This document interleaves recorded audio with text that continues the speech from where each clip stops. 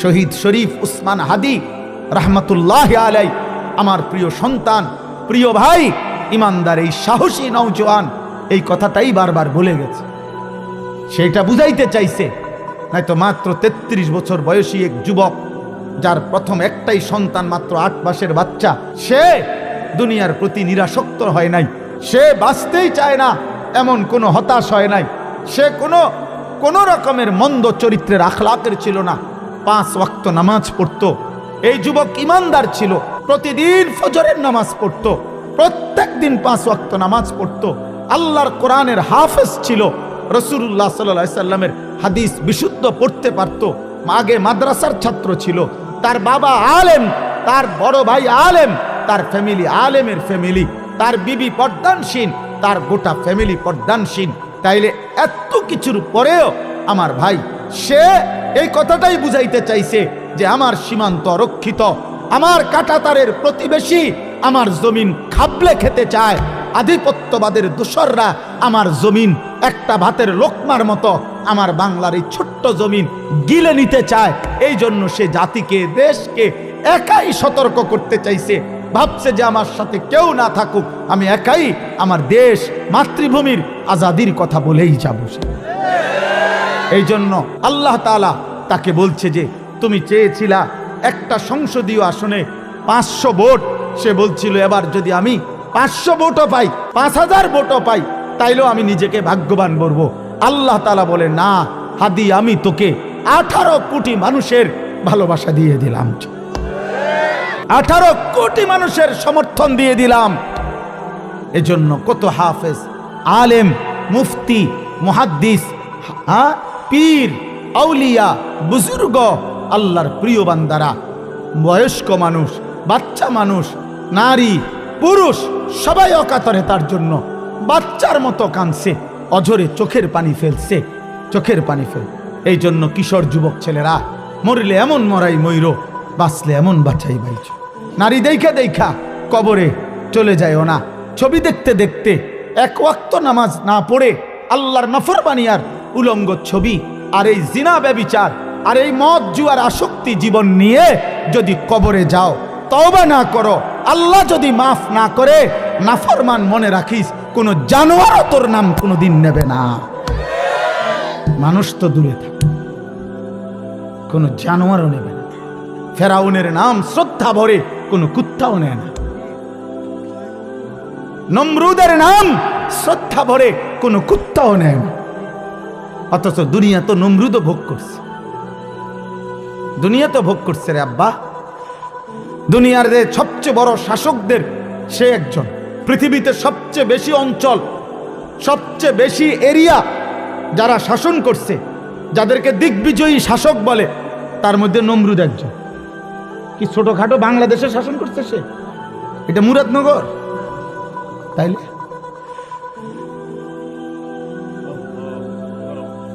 বলে ভাইয়া। কিন্তু আজ তো পৃথিবীর মানুষ কোন কুত্তার নামও রাখে না নমরুদ, পৃথিবীর মানুষ কোন কুত্তার নামও তো রাখে না আবু জাহেল, কোন কুত্তার নামও তো রাখে না আবু লাহাব। রাখে? কিন্তু 1450 বছর আগে এক ছেলে, নিগ্রু, কালো গোলাম, হাবশি গোলাম, কালো মানুষ, গোলাম, কৃতদাস, আল্লাহকে রাজি করে গেছে, রাসূলুল্লাহ সাল্লাল্লাহু আলাইহি সাল্লামের ভালোবাসার হক আদায় করে গেছে। আজ 1450 বছর পরেও লক্ষ কোটি ইমানদারের সন্তানের নাম বেলাল। বেলালের কোনো আঞ্চলিকতা নাই, বেলালের কোনো দেশ নাই, জমিনের সীমানা যে দূর, বেলালের ভালোবাসা। বেলাল কোন অঞ্চলে বলে? বেলালের কোনো সীমানা নাই, বেলালের কোনো কাঁটাতার নাই, বেলাল দিক দিগন্তে। এই জন্য যুবক এমন হও, আজকে অগণিত ছেলেরা তোমরা 1 ওয়াক্ত নামাজ পড়তে মন চায় না। কি জীবন এটা? জানোয়ারের জীবন এটা, মানুষের জীবন না বেটা। সারাদিন বেড়ি চাষ বেটা, অপদার্থ কোথাকার বেটা, আকামলা। এত আকামলা বুঝি মানুষ হয়? সারাদিন মানুষ বুঝি বেড়ি চা, পাগল। কথা হইল নাকি বেটা? চুল কতগুলারে শয়তানের মতো মুশরিক বেঈমানের মতো বানায়।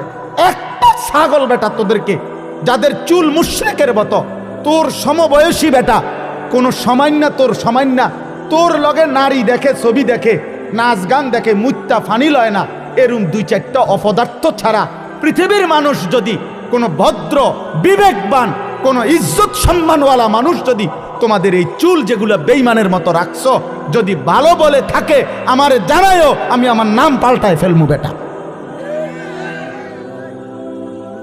আমার নাম বদলায় দেবো বেটা। কোন বিবেকবান মানুষ বলছে কিনা তোকে যে এটা ভাল লাগতেছে তোরে? তোর সামান্য বলতে পারে, এক সামান্য 2-4 জন তোমার লগে যে কয়েকজন চলে তো দোস্ত সেরকম,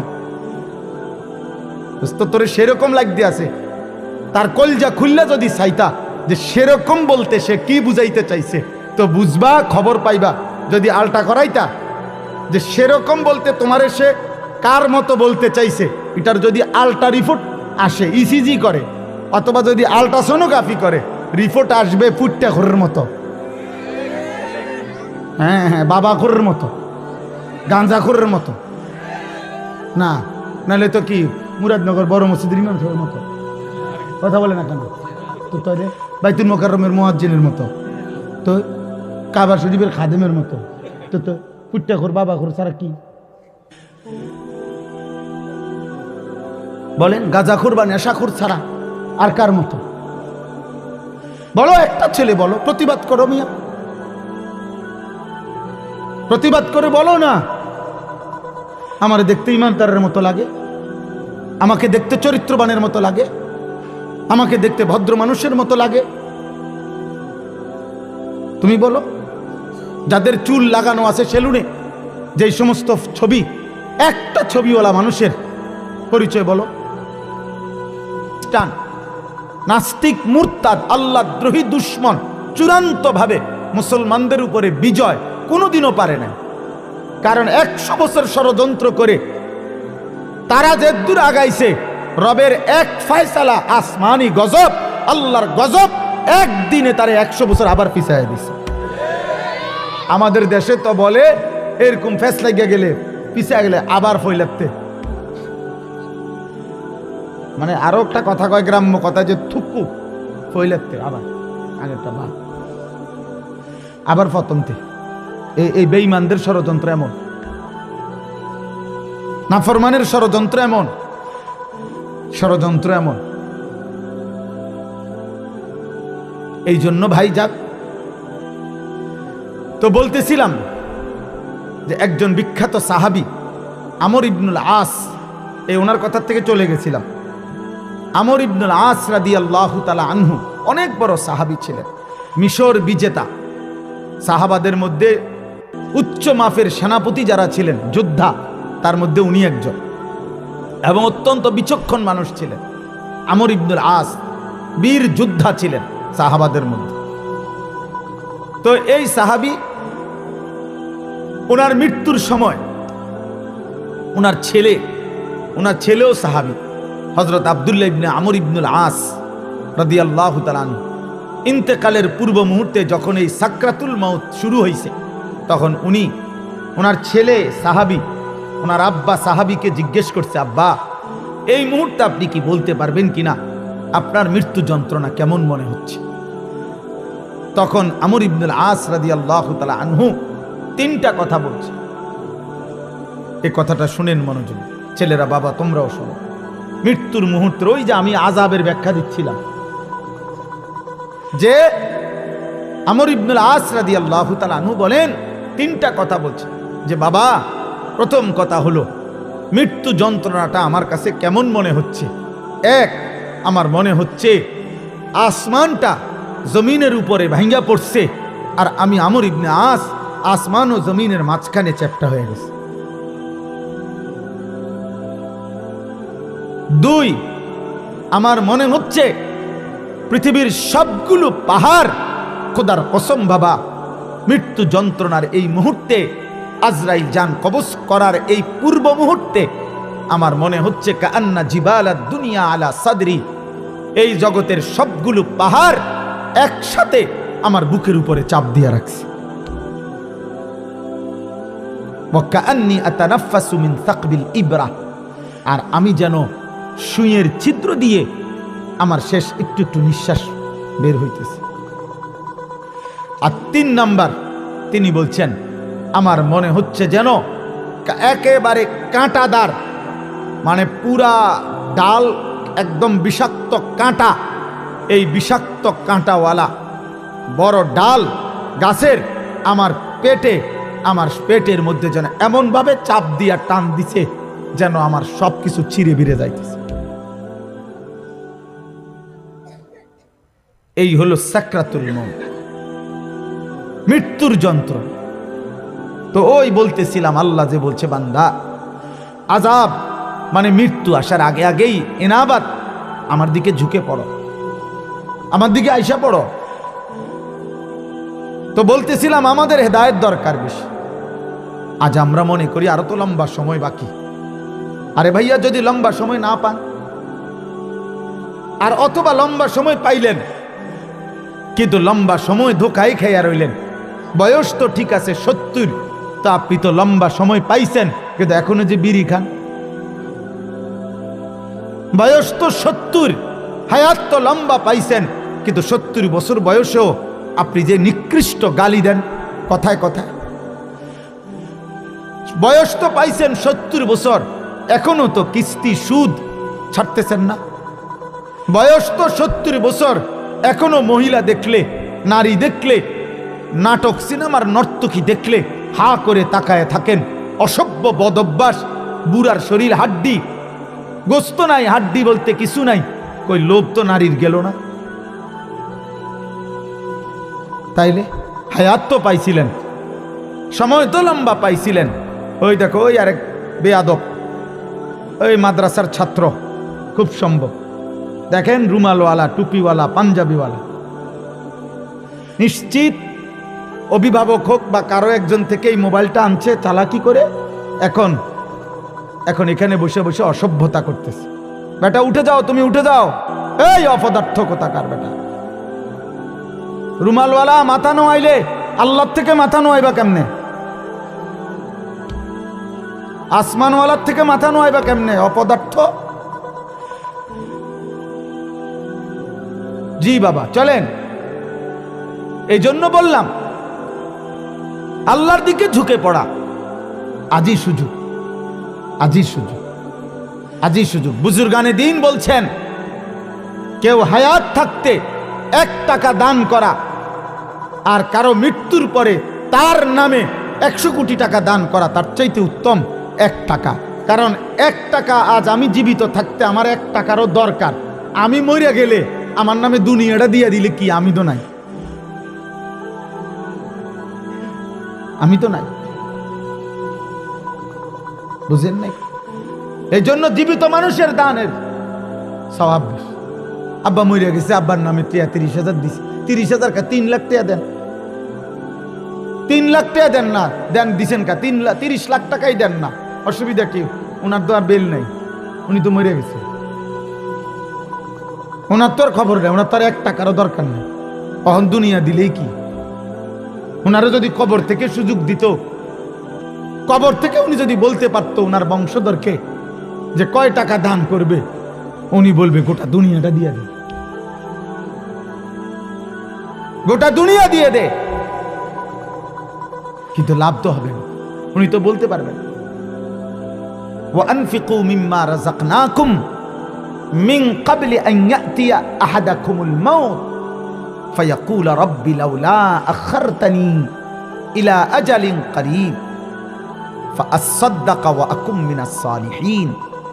আল্লাহ তাআলা বলে, এখানে মহিলারা কথা কয়, এই যে মা বোন, আপনারা কথা বললে চলে যান, সাবধান, একটা মহিলা কথা বলবেন না, একজনও কথা বলবেন না, কথা বলবেন না, আমি নিষেধ করলাম। বোন, পাশের বাড়িওয়ালা বোনকেই বললাম, আপনি মাইকের যদি আওয়াজ শুনে থাকেন, মা কথা বলেন না, আজকের জন্য একটু কষ্ট করেন, মাহফিলের বরকত হবে, আপনারও বরকত হবে। জি, তো বলতেছিলাম যে এটা জরুরি আমাদের এই যে প্রতিনিয়ত মাহফিল হয়, দোস্ত প্রত্যেকটা মাহফিল, ছোট বড় প্রতিটা মাহফিলের মূল মাকসাদ আখিরাতের ফিকির। এই নাই তো প্রদর্শনী দিয়া কোনো লাভ নাই।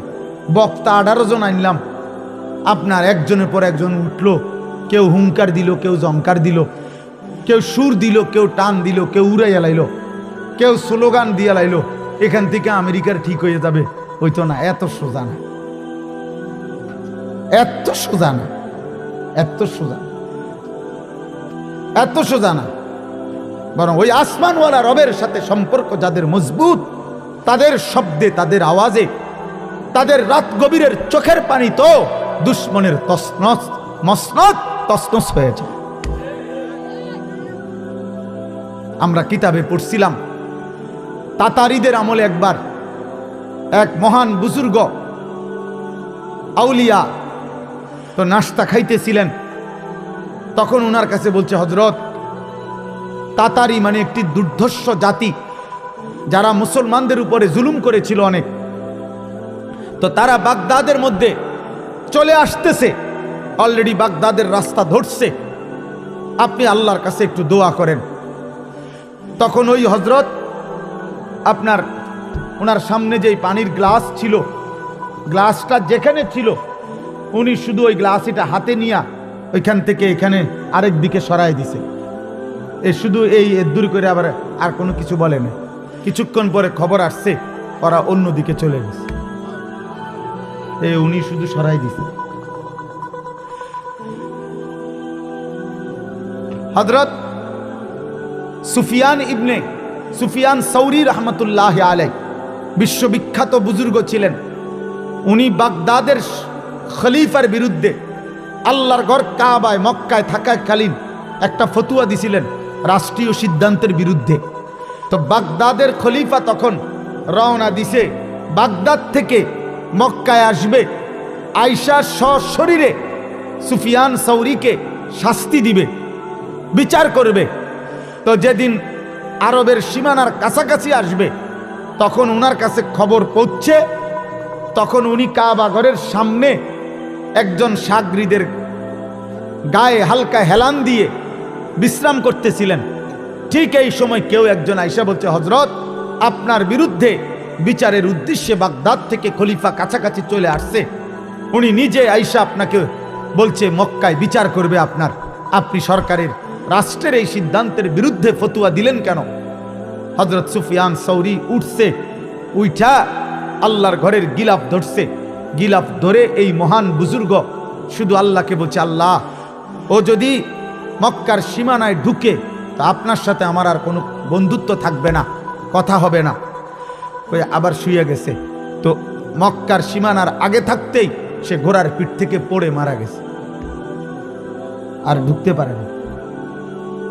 আল্লাহকে বলে দিছে যে ও ভিতরে যেন না ঢুকে। হ্যাঁ হ্যাঁ, গাজী সালাউদ্দিন আইয়ুবী রহমতুল্লাহ আলাইহির জীবনীতে আছে, আমি নিজে পড়ছি। খ্রিস্টান বাহিনী, ক্রুসেড বাহিনী যুদ্ধ করার জন্য তো তারা তো নদী পথে জাহাজে চলে আসছে কাছাকাছি। হঠাৎ এমন সময় যে প্রস্তুতি ওনার পূর্ণ হয় নাই, সারা রাত্রভর চোখের পানি ফেলছে। আল্লাহর ঘর মসজিদে ফজরের ওয়াক্তে খবর আসছে খ্রিস্টান বাহিনীর জাহাজ ডুবে গেছে, আর পারে ভিড়তে পারে না। এই বারবার এটা ইতিহাস, বারবার মুসলমানের বিজয়, মুসলমানের সফলতা, মুসলমানের কামিয়াবি, মুসলমানের কৃতকার্যতা, মুসলমানের নিরাপত্তা সবকিছুই মহান আল্লাহ তাআলার সাথে সম্পৃক্ত। আল্লাহর কাছ থেকে নিতে হবে, আল্লাহর কাছ থেকে, আল্লাহর কাছ থেকে। আখিরাত ভুলে গিয়ে, কোরআন ভুলে গিয়ে, সুন্নাহ ভুলে গিয়ে, অথবা যেই কোনো সময় যেই কোনো প্রয়োজনে আধুনিকতাকে জায়গা দিতে গিয়ে, দুনিয়ার মানুষের বুদ্ধিকে জায়গা দিতে গিয়ে আল্লাহর কোরআনকে কাটছাট করা, রাসূলের সুন্নাহকে কাটছাট করা, ইসলামের কোনো বিধানকে কাটছাট করে বাতিলের, দুশ্মনের কোনো আধুনিকতাকে জায়গা দিয়ে যারাই আপনার ইসলাম প্রতিষ্ঠার স্বপ্ন এই পৃথিবীতে যে কোনো অঞ্চলে দেখবে, খোদার কসম 100 বছর না 1,00,000 বছরও কামিয়াব হবে না, সফলতা আসবে না, সফলতা আসবে। এই স্লোগানে দম যাবো, এই হুঙ্কারে দম যাবো, হুঁশিয়ার সাবধান, উড়ে এলাম মুসির এলাম, এই ডিপ কহতে আমি ওর বালা জানি। আল্লাহর রহমতে আমি স্লোগান দিলে 2-4 ঘন্টা স্লোগান দিতাম। জি জি, আমি ছোটবেলায় স্লোগান দিতে অভ্যস্ত ছিল, এই কয়দিন আগেও স্লোগান দিছি। হ্যাঁ হ্যাঁ জি। অতএব আব্বা, নওজোয়ান ভাই, রবের সাথে সম্পর্ক করো, আসমানওয়ালার সাথে সম্পর্ক করো। ওই মালিকের সাথে সম্পর্ক ছাড়া আমাদের বিজয় আসবে না, নিরাপত্তা আসবে না। জানো না আব্বা, তোমরা নওজোয়ান যদি বিবেক দিয়া নারী না দেখে, মোবাইলের অশ্লীল ছবি না দেখে, সারাদিন জিনা ব্যভিচারের দৃশ্য আর ফালতু জিনিস না দেখে, যদি তোমাদের মোবাইলেও তোমরা গঠনমূলক পৃথিবীর বেঈমান, দুশ্মন, ইহুদি, খ্রিস্টান, হিন্দু, নাস্তিক, মুরতাদ, এই সমস্ত বেঈমান মিলে প্রতি মুহূর্তে ইসলাম এবং মুসলমানের বিরুদ্ধে কি চক্রান্ত করছে, তোমরা যদি এতটুকু খবরও নিতা, তাইলে বুঝতা, তাইলে অনুভব করতা যে পরিমাণ গাফলতি আমার জাতির নতুন প্রজন্ম, কিশোর যুবকরা করছে, এত গাফলতিতে জাতি টিকে না, দেশ টিকে না, অস্তিত্ব টিকে না। আয়াতগুলো একটা সংক্ষেপ এবার তর্জমা বলি। একটা সংক্ষেপ তর্জমা বলার আগে একটা ছোট্ট কথা বললেই সবটা অর্থ বুঝতে সুবিধা হবে। আমাদের প্রিয় নবী সাল্লাল্লাহু আলাইহি ওয়াসাল্লাম মক্কা থেকে মদিনায় হিজরত করার আগে, খুব সংক্ষেপে বলতেছি, সাহাবায়ে কেরামকে এক হিজরতের আগে, মদিনায় যাওয়ার আগে আবিসিনিয়া, হাবাসা, আফ্রিকার একটি অঞ্চল, সেখানে আল্লাহর নবী সাল্লাল্লাহু আলাইহি সাল্লাম সাহাবায়ে কেরামকে মক্কাবাসীর জুলুমের, নির্যাতনের, অত্যাচারে ওনাদেরকে হিজরত করাইয়া ওইখানে পাঠাইছিলেন। বলছিলেন নিজেদের ঈমান, জান, মাল, ইজ্জত বাঁচাবার জন্য। তো ওই জায়গাটার নাম হলো আবিসিনিয়া, হাবাসা। তো ওইখানে যখন সর্বোচ্চ 2 বারে সর্বোচ্চ 72 জন থেকে 74 জনের মতো সাহাবী সেখানে গেছিলেন। তো এই 72 জন এবং 74 জন সাহাবীরা প্রতিনিয়ত ওই হাবাসা, ওরা খ্রিস্টান ছিল, ওদের বাদশাহ নাজ্জাশী সেও খ্রিস্টানই ছিল, তাদের কাছে আল্লাহর কালেমার দাওয়াত দিছে, কোরআন পড়ে শুনাইছে, এবং ওই বাদশাহ নাজ্জাশী এবং তার দরবারের গুরুত্বপূর্ণ কিছু ব্যক্তি কালেমা পড়ছে। সুবহানাল্লাহ। এই হাবাসার, আবিসিনিয়ার কিছু লোক। এর মধ্যে রাসূলুল্লাহ সাল্লাল্লাহু আলাইহি সাল্লাম মক্কা থেকে মদিনায় হিজরত করে গেছে। হিজরতের 7ম বছর। কথা কও, ছোট মিয়া, আব্বা কথা কইও না, কথা তোমরা আরো সময় আইব, রাহ, সম্মান করো। একটা হাসি দিচ্ছি, আল্লাহ কবুল করে। জি, তো হিজরতের পরে আমাদের নবী সাল্লাল্লাহু আলাইহি সাল্লাম মদিনায় যাওয়ার 7ম বছর খায়বারের যুদ্ধ করেছিলেন ইহুদিদের সাথে। চূড়ান্ত লড়াই করে মদিনার সীমানার থেকে ইহুদিদেরকে খায়বার নামক অঞ্চল থেকে চূড়ান্তভাবে বিতাড়িত করছিলেন। এই খায়বারের যুদ্ধ যখন শেষ অবস্থায়, তখন ওই আবিসিনিয়া থেকে সাহাবায়ে কেরাম যারা এতদিন যাবৎ ওইখানে ছিল, ওনারা চূড়ান্তভাবে আবিসিনিয়া ছেড়ে মদিনায় চলে আসছেন।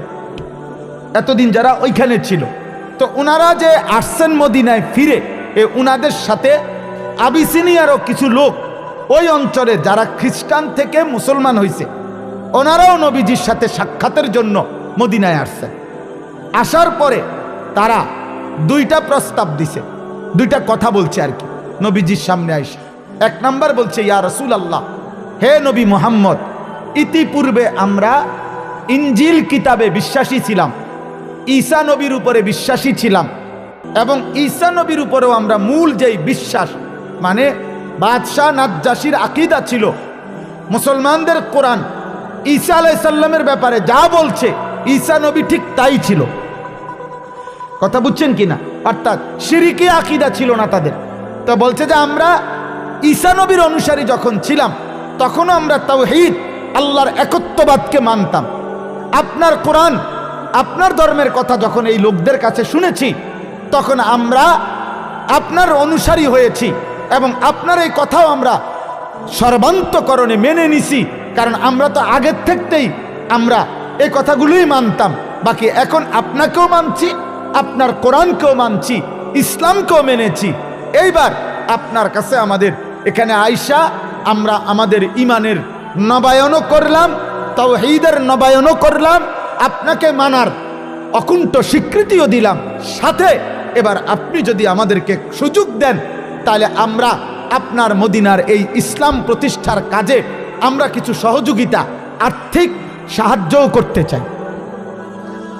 তো আল্লাহ তাআলা তাদের এই আর্থিক সাহায্য, তাদের পূর্ব থেকেই তাদের আগের ধর্মের পূর্ণ বিশ্বাস, আমাদের নবীরও পূর্ণ গ্রহণ, এই কথা একসাথ করে আল্লাহ এই আয়াতগুলোতে তাদের প্রশংসা করে আল্লাহ বলছেন, আমি আল্লাহ ওয়াদা দিলাম এমন ইমানদার যারা আগেও তাওহীদ মানছে, আগের ধর্মের মধ্যে থাইকা এখন আমার নবীকেও গ্রহণ করছে, কোরআনকেও গ্রহণ করছে, আমি তাদেরকে প্রত্যেক আমলের বদলায় দ্বিগুণ দ্বিগুণ নেকি দিতে থাকব।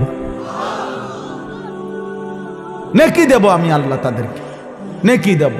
এই কথাটা আল্লাহ তাআলা বলছেন। এইখানে দেখেন আল্লাহ তাআলা বলেন,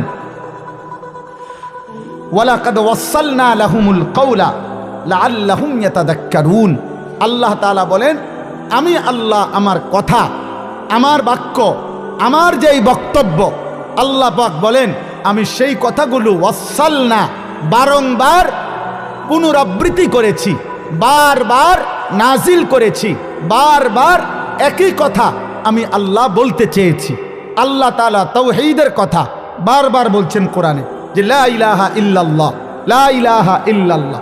আল্লাহর রিসালাতের কথা, রসুলকে মানো, ইবাদত করো, রসুলের সব কথা শোনো, এই কথা বারবার কোরআনে বলছেন। 3 নম্বর আখিরাত, আখিরাতের কথা, কবর হবে, মৃত্যু হবে, হাসর হবে, মিজান হবে, ফুলসিরাত হবে, জান্নাত হবে, জাহান্নাম হবে, এই কথা পুরা কোরআনের মধ্যে একবার, কথা বলে না, 2 বার, বারবার। কয়বার? বারবার। রাসূলুল্লাহ সাল্লাল্লাহু আলাইহি সাল্লামকে মেনে নেওয়া, নবী যত ইবাদত আমলের কথা বলছে এগুলো কোরআনে শুধু একবার, বারবার। আল্লাহর প্রতি ঈমান, বিশুদ্ধ নির্ভেজাল একত্ববাদ, এটা আল্লাহ কি একবার বলছে? বারবার। এই ওয়াসালনা শব্দের অর্থ এটা। আল্লাহ বলেন, তাফসীরের মধ্যে আছে তাওসিল মানে একটি রশিকে মজবুত করার জন্য আরো রশি, আরো রশি, একটার পর একটা 10টা রশি, 20টা রশি এটার সাথে লাগাইয়া এটারে পেঁচানো, শক্ত করা, মজবুত করা, টাইট করা, এটারে বলা হয় ওয়াসালনা, তাওসিল।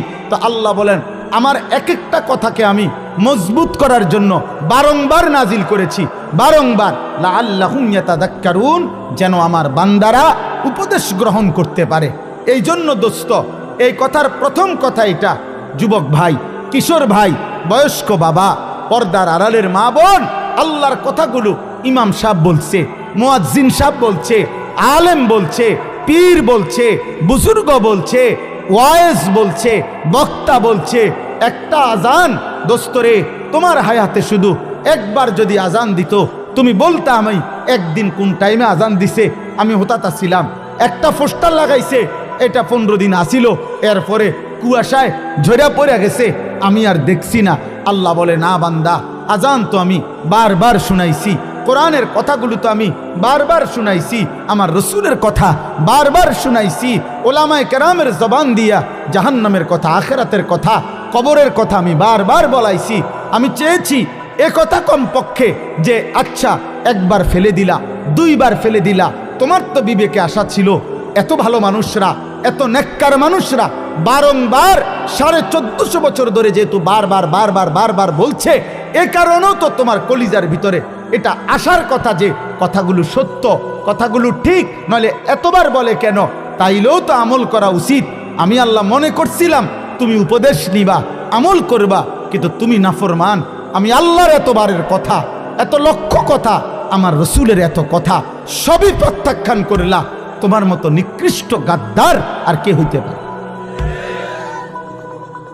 এই জন্য একজন যুবক, তুমি বলো আব্বা, গত 365 দিনে কোনো দিন যে 5 ওয়াক্ত নামাজ পড়ো নাই, আল্লাহর কথা তুমি এই পর্যন্ত কতবার প্রত্যাখ্যান করো?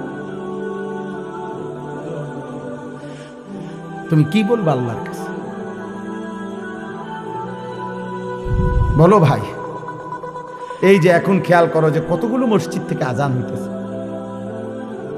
তাহলে এক এক ওয়াক্ত নামাজের যে যেখানেই থাকুক, বাজারে থাকুক, ঘরে থাকুক, নানার বাড়ি থাকুক, শ্বশুর বাড়ি থাকুক, বাপের বাড়ি থাকুক, বেড়াইতে থাকুক, সবখানেই তো আজান হচ্ছে, হচ্ছে না?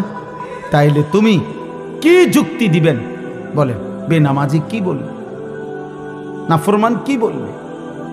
কেন আল্লাহ আপনার কথা শুনতে পারলাম না, কেন মানি নাই? আহা, কোনো জবাব হবে, কোনো জবাব হবে না, কোনো জবাব না। আল্লাহ আমাদেরকে বুঝ দান করে। এজন্য প্রিয় ভাই নওজোয়ান, আমি প্রত্যেক দিনে কথা বড় মনের কষ্টেরে বলি যে যেই কপাল সেজদা দেয় না, যে মুসলমান পরিচয় থাকার পরেও নামাজ পড়ে না, বিশ্বাস করো আমার কেন জানি তারে মানুষের বাচ্চা মনে হয় না।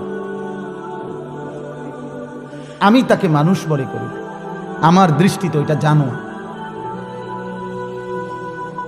যদি উপযুক্ত তথ্য প্রমাণ দিয়ে প্রমাণ দিতে হয় তো ইনশাআল্লাহ আশা করি পারব, কোরআন সুন্নাহর দলিল দিয়ে।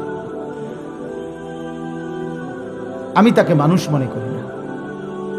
বেনামাজিকে আমার কাছে মানুষ মনে হয় না, বেনামাজিকে আমার কাছে জানোয়ার মনে হয়,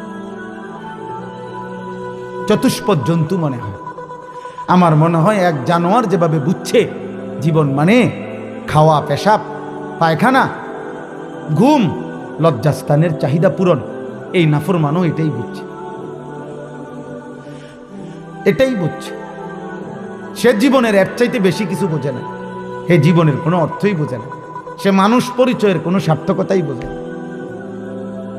সে শুধু এতটুকুই বুঝছে চাহিদা পূরণ হইতেছে, পেশাবে ধরছে পেশাব করছে, পায়খানা ধরছে পায়খানা করছে, টেহার দরকার পয়সা কামাই করছে, হালাল না হারাম, সুদ না কিস্তি, আরে বাদ দে, টেহার দরকার, নারী দেখা দরকার, বেটা মোবাইলে পারস, রাস্তাত পারস, টেলিভিশনে পারস, রাইতে পারস, দিনে পারস, ছবিত পারস, নিজের মোবাইলে পারস, অন্যের মোবাইলে পারস, উলঙ্গ ছবি দেখা দরকার, নর্তকী দেখা দরকার, কিসের আবার হালাল হারাম বেটা? থো বেটা, আহ, এ তো জানোয়ারে রাখা, এ তো জানোয়ারে রাখা, যে মনে করে জীবন মানেই হচ্ছে চাহিদা পূরণ, চাহিদা পূরণ। ওয়ালাকাদ ওয়াসালনা লাহুমুল কাওলা লাআল্লাহুম ইয়াতাযাক্কারুন। আল্লাহ বলবে, বান্দা বলো না আমি আমার এক একটা কথা কি পরিমাণ বলেছি, কতবার বলেছি বান্দা, আমার মতো মালিকের এতবারের কথা। একটা মা যদি তার সন্তানকে 100 বার ডাক দেয়, এরপরও কি সে ডাকে সাড়া দিবে না? একটা বাবা যদি তার সন্তানকে 100 বার ডাক দেয়, তো সে কি তবুও সাড়া দিবে না? তো একজন মালিক আল্লাহ 365 দিনে ফজরের নামাজের জন্য কমপক্ষে 365 বার তো ডাক দিস, জোহরের নামাজের জন্য 365 বার তো ডাক দিস, আসরের জন্য 365 বার ডাক দিস। তা আল্লাহ যদি বলে আমি 365 বার ডাক দিলাম, একবারও সাড়া দিলাম না, আফসোস ছাড়ার কিছু তখন? আল্লাহ আমাদেরকে বুঝ দান করে। আল্লাযীনা আতাইনাহুমুল কিতাবা মিন ক্বাবলিহি হুম বিহি ইউমিনুন। আল্লাহ বলেন, আমার কিছু প্রিয় বান্দার শোনাচ্ছি কথা, যাদেরকে আমি ইতিপূর্বে আসমানি কিতাব ইনজিল দিয়েছিলাম, তারা সেই কিতাবের উপরেও পূর্ণ ঈমান এনেছিল। ওয়া ইযা ইউতলা আলাইহিম, আবার যখন তাদের সামনে আমার কোরআন শোনানো হলো, ক্বালু আমান্না বিহি, তারা সাথে সাথে বলল আমরা এর উপরেও ঈমান আনলাম। ইন্নাহুল হাক্কু মির রাব্বিনা, নিশ্চিত এটা আমাদের রব আল্লাহর পক্ষ থেকে সত্য কালাম। সুবহানাল্লাহ। ইন্না কুন্না মিন ক্বাবলিহি মুসলিমিন, আমরা তো আল্লাহর প্রতি আগের থেকেই আনুগত্যশীল ছিলাম, এবার আমার বন্ধু মুহাম্মদ আরবির কথাগুলো আমরা সর্বান্তকরণে মেনে নিলাম। সুবহানাল্লাহ। আল্লাহ বলেন উলাইকা ইউতাউনা আজরাহুম মাররাতাইনি বিমা সাবারু। আল্লাহ বলেন আগেও তারা আমার উপরে মজবুত ছিল, এখনো আবার নিশ্চিন্তে আমার কথা আমার নবীর কাছ থেকে গ্রহণ করে নিয়েছে। এই জন্য আমি আল্লাহর পক্ষ থেকে তাদের প্রত্যেক আমলের নেকি বদলা প্রতিদান দেওয়া হবে দ্বিগুণ দ্বিগুণ, ডাবল ডাবল। সুবহানাল্লাহ। ওয়ায়াদরাউনা বিল হাসানাতিস সাইয়্যিআ। আল্লাহ বলেন আর এই প্রিয় বান্দাদের বৈশিষ্ট্য হলো তারা প্রত্যেক মন্দ, অসৎ, অশালীন আচরণের জবাবে উত্তম ভদ্র আখলাকের দ্বারা জবাব দান করে। অমিম্মা রাযাকনাহুম ইউনফিকুন, এবং আমার দেওয়া সম্পদ থেকে অকাতরে আমার রাস্তায় সাদাকা করে, দান করে। তো আল্লাহ তাআলা ওই বান্দাকে এখানে তিনটা জিনিস, এক মানে কাকে আল্লাহ তাআলা এখানে লিখছে আল ইবরাতু বিউমুমিল লফজ লা বিখুসুসিস সাবাব। কোরআন শরীফের কোনো কথা যদি কোনো ব্যক্তি বা বিশেষ গোষ্ঠী সম্প্রদায়ের জন্য যদিও নাজিল করা হয়েছে, কিন্তু এর উপদেশ সবার জন্য। উপদেশ কার জন্য বলে না? সবার জন্য। এজন্য আল্লাহ তাআলা ওই ব্যক্তির আমলের বদলা সর্বদাই দ্বিগুণ দ্বিগুণ দিতে থাকবেন, যার মধ্যে এই তিনটি সিফাত থাকবে। এক, যে আল্লাহর কথার উপরে মানে কোরআনের উপরে পূর্ণ ঈমান রাখে। দুই, যে প্রতিটা মন্দ অশোভনীয় আচরণের জবাবে উত্তম আচরণ দ্বারা জবাব দান করে। আর তিন, আল্লাহর দেওয়া সম্পদ থেকে আল্লাহর পথে যে খরচ করে। আল্লাহ বলেন এই তিন গুণে গুণান্বিত ব্যক্তির সব আমলের নেকি আমি দ্বিগুণ দ্বিগুণ দেব, দ্বিগুণ দ্বিগুণ। কয় গুণ? দ্বিগুণ দ্বিগুণ, বারবার বারবার বাড়াবো, ডাবল ডাবল ডাবল ডাবল। নারীদের ব্যাপারে কোরআন শরীফে আল্লাহ বলছে, কোরআনুল কারীমের মধ্যে আছে ওমান ইয়াকনুত মিনকুন্না লিল্লাহি ওয়া রাসূলি ওয়া তা'মাল সালিহান নু'তিহা আজরাহা মাররাতাইন। নবীর বিবিদেরকে বলছে তোমরা ঈমানদার নারীরা যদি আল্লাহ রাসূলের আনুগত্য করো, আল্লাহ রাসূলের আনুগত্য করো, আল্লাহ বলেন তোমাদের নারীদেরকে আমি আল্লাহ ওয়াদা দিলাম, আমার ঈমানদার নারী তুমি অবলা, তুমি দুর্বল, তুমি নারী, অতএব আমি আল্লাহ ওয়াদা দিলাম আল্লাহ রসুলের আনুগত্যশীল কোনো ঈমানদার নারীকে আমি আল্লাহ তার প্রত্যেক আমলের বিনিময়ে নেকি দেব মাররাতাইন, ডাবল ডাবল, দ্বিগুণ দ্বিগুণ। এজন্য মহিলারা আফসোস করত নবীজির জামানা, আমরা জিহাদ করতে পারি না, আমরা জানাজার নামাজে যাইতে পারি না, আমরা ঈদের নামাজে যাইতে পারি না, আমরা নামাজের জামাতে ঠিকমতো উপস্থিত হইতে পারি না, আমরা হাজারো নেক কাজে অংশগ্রহণ করতে পারি না, আমরা বেডিত মহিলা মানুষ ঘরে থাকতে হয়। আল্লাহ বলেন অসুবিধা নাই, নেকি না দরকার, জান্নাতে না দরকার, সেটা আমি তোমার ঘরে থাইকা পর্দা হেফাজত কইরা তোমার বন্দিগি কম হোক, আমি নেকি দেব বাড়াইয়া। অসুবিধা কি? সেজদা দিবা একটা, নেকি দেব 1000টা। তোমার সমস্যা কি? আমি দিলেই তো হইছে, তুমি জান্নাত পাইলেই তো হইছে। সুবহানাল্লাহ, কি মেহেরবান মালিক। সর্বশেষ আল্লাহ বলেন ওয়া ইযা সামিউল লাগবা আ'রাজু আনহু ওয়া ক্বালু লানা আ'মালুনা ওয়া লাকুম আ'মালুকুম সালামুন আলাইকুম লা নাবতাগিল জাহিলিন। আল্লাহ বলেন আমার প্রিয় বান্দাদের বৈশিষ্ট্য হলো যাবতীয় বেহুদা কথা, মন্দ কথা, অপ্রয়োজনীয় কথা এবং কাজ যখনই তারা শোনে তার থেকে বিমুখ হয় এবং ডাক দিলে মন্দ কাজে, মন্দ কথার মজলিসে তারা বলে না ভাই তোমার কাজ নিয়ে তুমি থাকো, আমি আমার ঈমান আমল নিয়ে আছি, তোমার জন্য কল্যাণ কামনা করি। আমি অজ্ঞ মূর্খ আল্লাহ বিমুখ নাফরমানদের সাথে চলতে পারি না, তাদেরকে সাহচর্য চাইতে পারি না। এই জন্য ঈমানদার কখনো বেহুদা, ফালতু, গাফেল, অমনোযোগী, আল্লাহ নাই, রাসূল নাই, সেজদা নাই, নামাজ নাই, বন্দিগি নাই, এই সমস্ত অপদার্থ প্লাস্টিকের লগে ঈমানদার চলতে পারে না। এটা কোনো মানুষ না, এটা এক ধরনের প্লাস্টিক, ফালতু লোক। এই জন্য যুবক তোমাদেরকে বলি বেটা, যার সাথে চললে ফিরে 8 ঘন্টা 10 ঘন্টা আড্ডা দেওয়ার পরে নাফরমান একবারও আল্লাহর নাম নেয় নাই, ওই কোনো বন্ধু না, ওই শয়তান ছাড়া আর কিছু না বেটা। সারাক্ষণ একবার হাসে, একবার লাথি দেয়, একবার চুল টান দেয়, একবার শার্ট ধরে লাথি দেয়, একবার ঘুষি দিয়া লায়, একবার বেডির কথা কয়, একবার উলঙ্গ ছবি কথা। আমার ফা গলে কি লাফাই কিত্তো, ফালাই কিত্তো, হাসে কিত্তো, খবরও নাই, কি করে না। এই সমস্ত ইয়াং ছেলে আড্ডা দেয় যে দেখবেন কি করে, আপনি শুধু একটু তামসা চাইয়েন দূরের থেকে, করেটা কি, করে কি? এটা নিয়ে আড্ডা বেড়া, তারে লাথি দন এটা নিয়ে একটা মজা হইলো, তারে ঘুষি দন বুঝি একটা মজা হইলো। কিরে ঘুষি দিলে? কেমনে দিছি? আমরা ফ্রেন্ড, তো ফ্রেন্ডের বুঝি মানুষে ঘুষি দেয়, আহাম্মক, সে আমার ফ্রেন্ড, তো ফ্রেন্ডকে বুঝি মানুষ উলঙ্গ ছবি দেখায়, তো তুই তোর ফ্রেন্ড হয়ে, বন্ধু হয়ে তার এত বড় ক্ষতি করলি, তার বেটা জাহান্নামের রাস্তায় নিয়ে গেলি। এটা কিসের বন্ধু? তুই তো শয়তান বেটা, তুই তো জালেম বেটা। আল্লাহ তাআলা বলেন,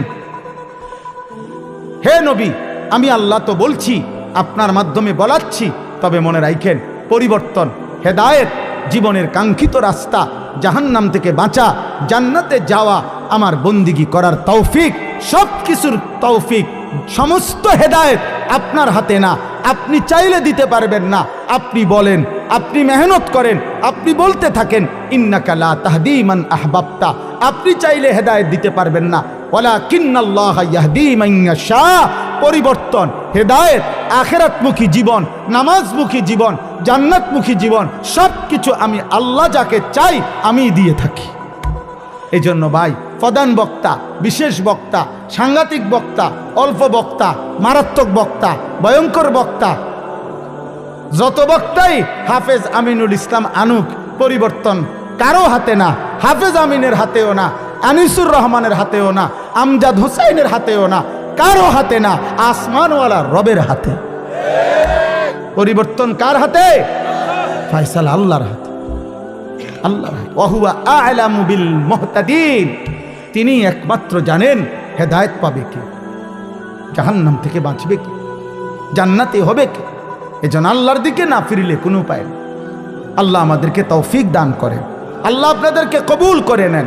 এই জন্য আজকে দুই কথা হইল।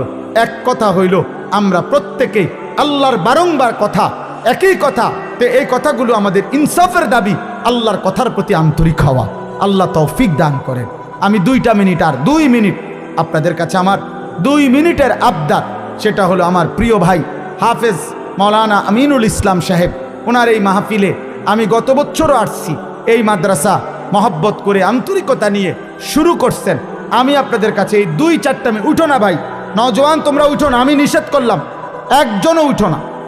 এই 2-4 মিনিট সময় দয়া করে আপনারা যদি সবাই মিলে যেই কোনো মাদ্রাসা, বিশেষ করে কওমি মাদ্রাসা, মানুষের ভালোবাসায়, মানুষের দান, মানুষের সাদাকা নিয়ে থাকে, এটার একটা অন্যতম কারণ হইল আপনাদের এই দানে, আপনাদের এই সাদাকায় আপনাদের জীবনও সুন্দর হবে, আপনাদের পরিবারের জীবনও সুন্দর হবে।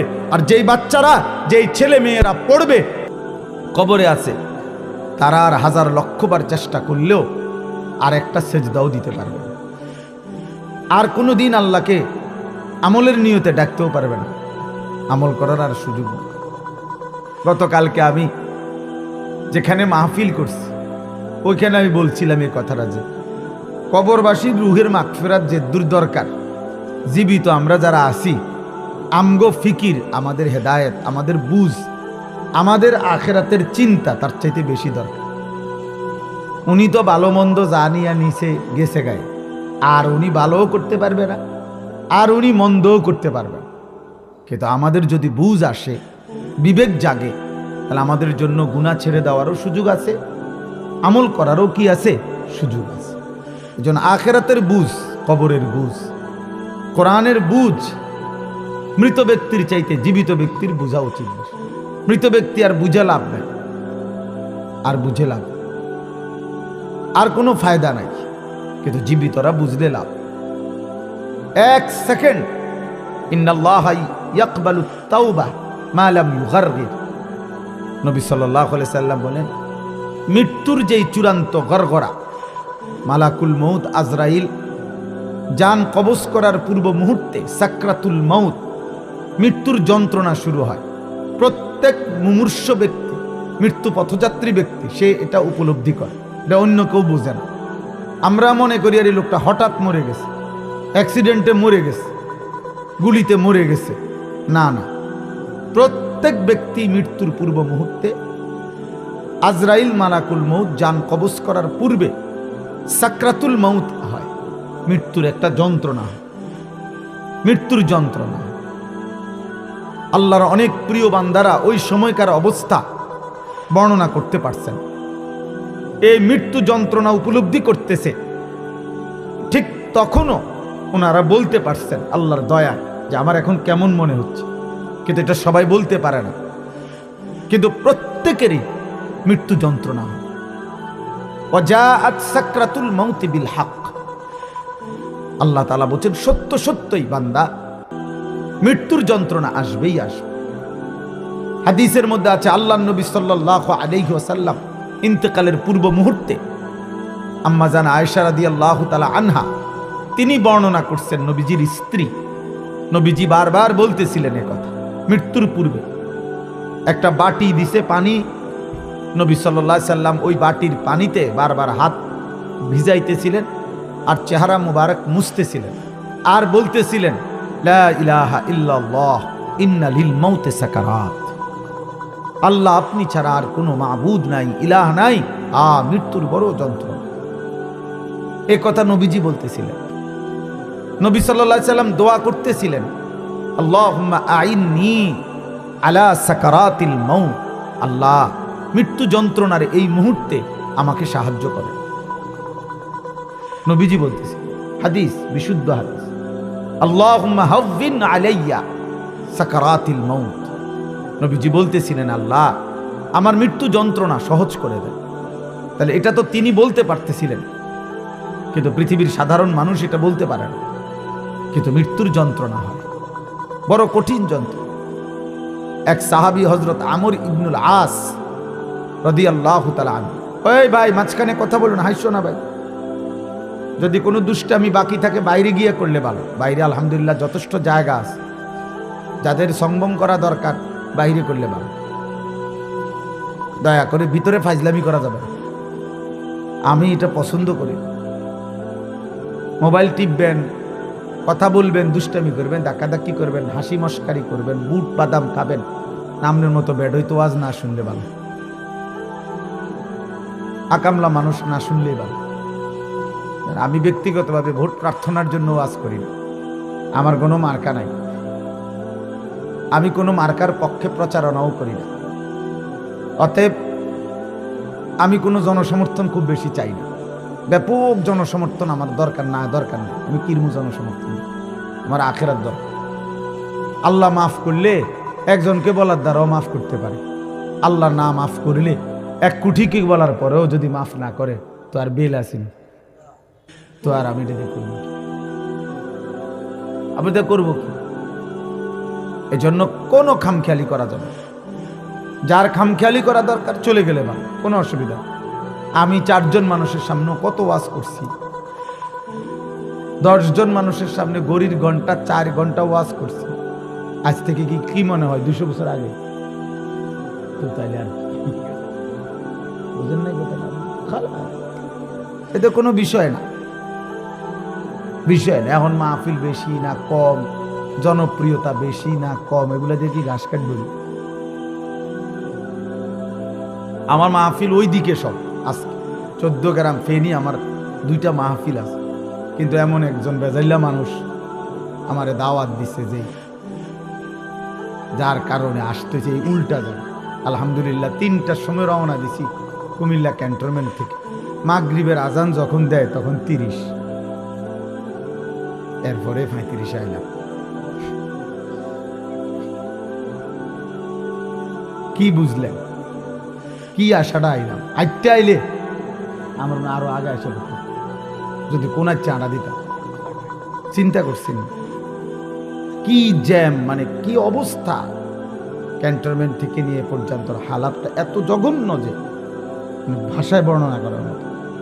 কংসনগরের কি অবস্থা, দেবিদ্বারের কি অবস্থা, এখানে আপনার ওই যে পিংলাবাড়ির পরে যে দিক দিয়ে রাস্তা, এটা একেবারে মানে সদর বদর অবস্থা, কোনো কুল কিনারা নেই।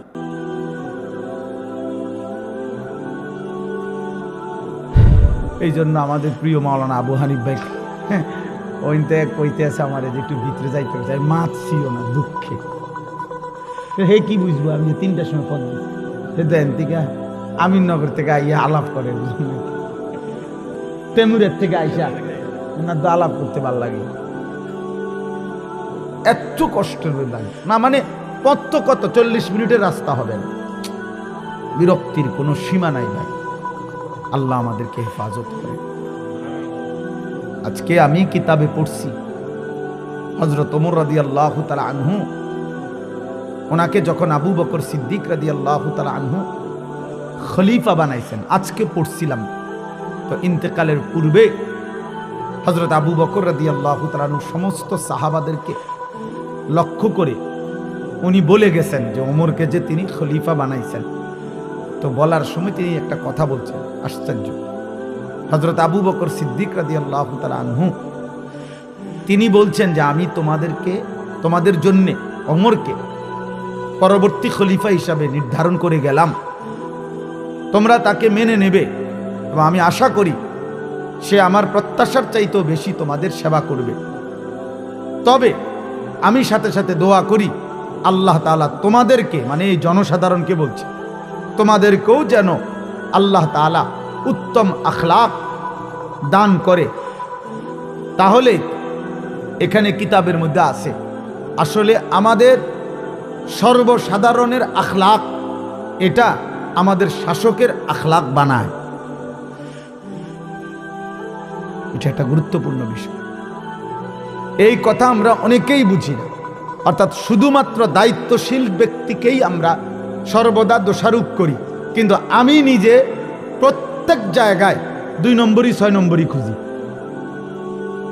আমি খুঁজি শুধু কেমনে 900 করা যায়, কেমনে দুর্নীতি করা যায়, কেমনে 20 টাকা 200 টাকা 100 টাকা দিয়া হইল সেরে যাওন যায়।